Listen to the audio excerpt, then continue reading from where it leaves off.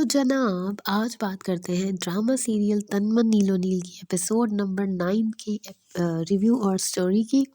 Last episode के मैंने review नहीं किया था, लेकिन उसके जो बेहतरीन सीन था वो था जनाब जब नुमान मसूद और नादिया अफगान घूमने जाते हैं और पार्क की वॉक होती है और वो जो बेंच वाला सीन होता है जिसमें वो हाथ पकड़ने वाला सीन होता है, वो मुंह पे उनके हाथ रखती हैं, मतलब कि प्यार से वो कहते हैं कोई आने वाला, देखो कोई आ रहा है तो वो रोक देती है, हाथ हटा देती है हाथ। और वो कहते हैं अरे कोई मसला नहीं है, हम दोनों मियाँ बीवी है, कोई गैर थोड़ी है। मैं सोशल मीडिया के जो पेजेस कुछ देख रही थी तो उसमें भी इनके ही सीन्स की पिक्चर्स थी और लोगों ने बहुत अप्रिशिएट किया हुआ था कि इस तरह के कपल्स की स्टोरी को भी थोड़ा हाईलाइट करना चाहिए। ज़रूरी नहीं कि यंगस्टर्स हैं बस उन्हीं की लव स्टोरी को बस हाईलाइट करते रहें हर ड्रामे में। खैर जनाब राबी की अम्मा घूम के जब आती हैं तो वो बड़ी खुश होती हैं और राबी से कहती हैं कि अरे मैं थक गई, बहुत चली, मेरे पाँव दबाओ। राबी कहती है अम्मा अपना तफरीह तो करके आ गई हो, मेरा तो बताओ मेरा क्या हुआ, मेरे बारे में क्या बात हुई। तो कहती है अरे पैर तो दबाओ। खैर उसको बातों बातों में पैर बहुत दबाती है, उसकी सही की खिदमत करवाती है और बताती है कि तेरे अब्बा गए थे सोनू के घर। जब वो पूछती है क्या हुआ तो वो सो जाती है। अच्छा, इससे पहले जो सीन होता है ना उसमें वो कुछ कहती है, राबी को बड़े प्यार से देख रही होती है तो कहती है, राबी कहती है अम्मा क्या काम, कोई काम है तुझे। तो कहती है नहीं ऐसे ही देख रही हूँ। तो कहती है नहीं, या तो तुझे कोई काम होता है या फिर जो है वो तेरे पेट में कोई बात होती है जो बतानी होती है, इसलिए तू ऐसे प्यार से देखती है मुझे। तो उसके बाद ये पैर दबाने वाला सीन होता है। भाई इस एपिसोड में तो राव काशिफ और वो जो क्या नाम है उनका, बाहो कैसर, उनका तो भाई सीन ही ऑफ हो गया। काम ही जो है वो इतना स्मार्ट निकलेगा ये मैंने नहीं सोचा था। राव काशिफ जो अगेंस्ट बातें करते हैं ना बाहो कैसर के बारे में, वो सारी रिकॉर्ड करके ले आते हैं और स्पीकर, वो जो स्पीकर वाला सीन होता है ना जो वो राव काशिफ वो उसको बाहो कैसर के सामने ला के रखते हैं, वो एक मिनट, जो बाहो कैसर के सामने हाँ ला के रखते हैं, वो सीन बड़ा मज़े का था जिसमें वो कहते हैं स्पीकर चेक कर रहा हूँ, चाइना गए पता नहीं, चल गया तो चल गया, ना चले तो ना चले। जब स्पीकर बोलता है तो बाहो कैसर की बारे में, जो उनकी फैमिली के बारे में जो राव काशिफ ने बातें की होती हैं, ओहो हो, वो तो बस हद ही होती है उनको तैश में लाने के लिए। तो अब जो दोनों की सुलह हो गई थी तो सही की जो है वो उनके साथ मसला होगा और मसला होता है और वो निकलते हैं तैश में आकर बाहो कैसर, और वो जाकर राव काशिफ को मार देते हैं। मतलब कामी को कुछ भी नहीं करना पड़ता और बाव कैसर जो है वो अरेस्ट हो जाते हैं। ये सीन हमें नहीं दिखाया, बस हमें पता चला कि वो अरेस्ट हो गए।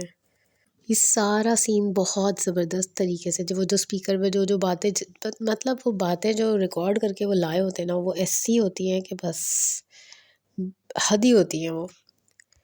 तो इन दोनों का तो काम तमाम हुआ।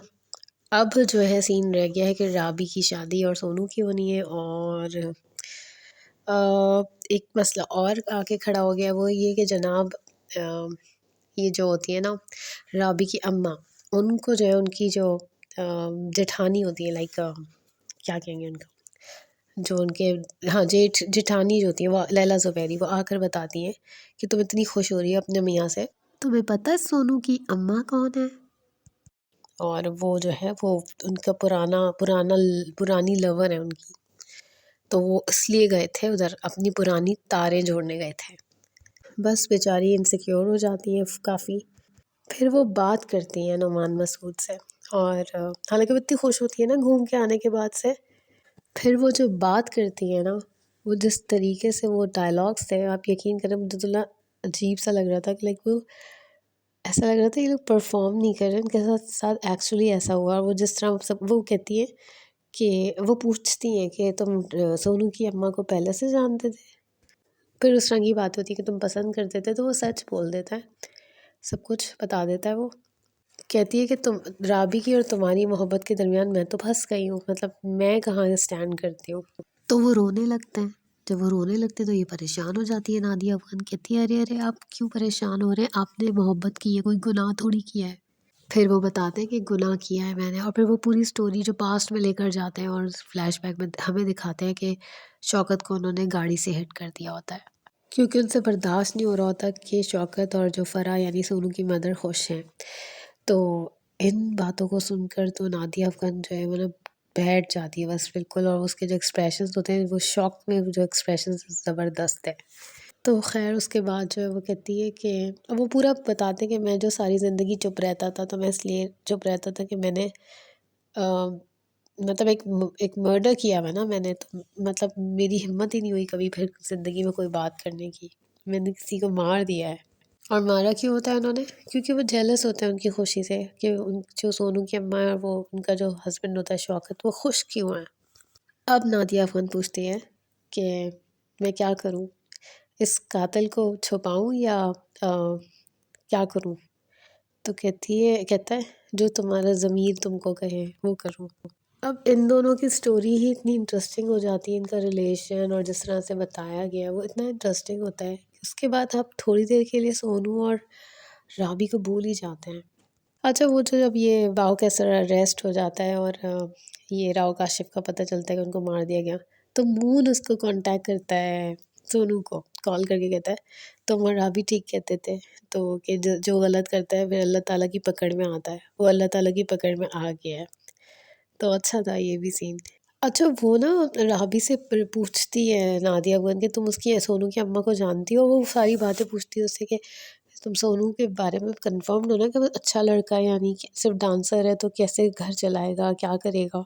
तो वो जब उसकी अम्मा को डिस्क्राइब कर रही होती है ना, तो कहती है कि जो है वो बहुत प्यारी है और इस तरह से उनको देखकर जो है वो क्या इंसान बहुत कंफर्टेबल हो जाता है, ईज़ी हो जाता है। और फिर बताती है कि मेरे अब्बा जो है ना पता है लड्डू उनकी जो फूफी है ना सोनू की, उनको पहले पहले से जानते थे, वो उनके यहाँ ना राशन पहुँचाते थे हर महीने। तो इस पर भी नादिया अफ़गान जैसे सवाल पूछती है ना जब ये सारा सिनेरियो होता है, जब उससे पूछती है कि आप इस कैसे जानते हैं सोनू की अम्मा को जानते थे और मैंने सारी ज़िंदगी बचत कर करके पैसे बचा बचा के काम किया अपने घर का यानी कि घर के जो खर्चे किए, और आप जो है उधर सोनू की क्या थी सोनू की फूफी उनके यहाँ राशन पहुँचाते रहे। तो उस पे वो बताते हैं कि जब ये मर्डर वाला सीन हुआ था तो उसके बाद मैं चला गया था दुबई, और फिर मैं जब वापस आया तो मुझे ये सोनू की मदर नहीं मिली कहीं, वो लोग नहीं मिले। इनकी जो शौकत जो बंदा था जिसको मारा होता है उसकी बहन मिलती है। तो तब से वो उसको सौदा पहुँचाना शुरू कर देता है, क्योंकि वो बिल्कुल वो होती है ना ख़ास, मतलब उनका कोई पूछने वाला नहीं होता।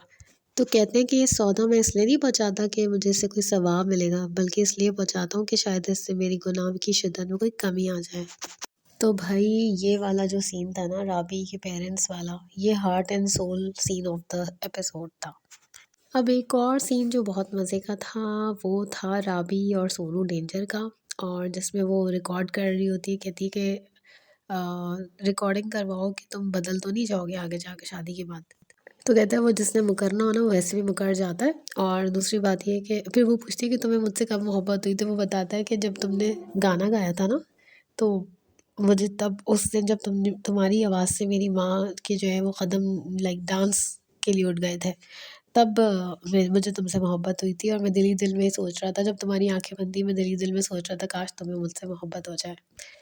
फिर वो पूछता है तुम्हें कब पता चला कि मुझे तुमसे मोहब्बत है, तो कहती है जब लड्डू ने जो है चादर डाली थी हम पर, और जब तुम मुझे छोड़ने आए थे और तुमने कहा था कि ये समझ नहीं आ रहा कि तुम पर ये शॉल ज़्यादा अच्छी लग तुम इस शॉल में ज़्यादा अच्छी लग रही हो, ये शॉल ज़्यादा अच्छी है।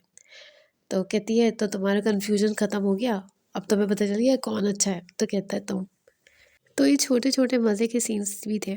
और एक्चुअली ये रिकॉर्डिंग से पहले वो कहती है भाई हमारे पेरेंट्स की बात तो हो गई, लेकिन हम दोनों की बात होना भी बहुत ज़रूरी है शादी से पहले। अब जो मुझे एक बात अजीब सी लग रही है ना, प्रोमो आया है एपिसोड 10 और 11 10 का, तो उसमें जो है कामी कहता है कि जूकस की माँ बताती है ना कि तेरे जो चाचा है उसने शादी से मना कर दिया है, वो सोनू डेंजर से शादी कर रही है फिर राबी की कर रहा है। तो कहता है कि मैं चाचा को भी और राबी को छत से गिरा दूँगा। अब मेरे ज़हन में ना एक बात मुझे बॉदर कर रही है। वो जो आरआईपी नाम आता है ना अक्सर जो अपीयर होता है, उसका चैनल का नाम है ना राबिया इरम प्रोडक्शंस। तो वो मुझे बॉदर करता है कि कहीं एंड जो है वो सैड तो नहीं होगा। तो जो होगा वो देखा जाएगा, और फ़िलहाल इतना ही, फिर मिलेंगे किसी और ड्रामे की स्टोरी और रिव्यू के साथ। तब तक के लिए थैंक यू।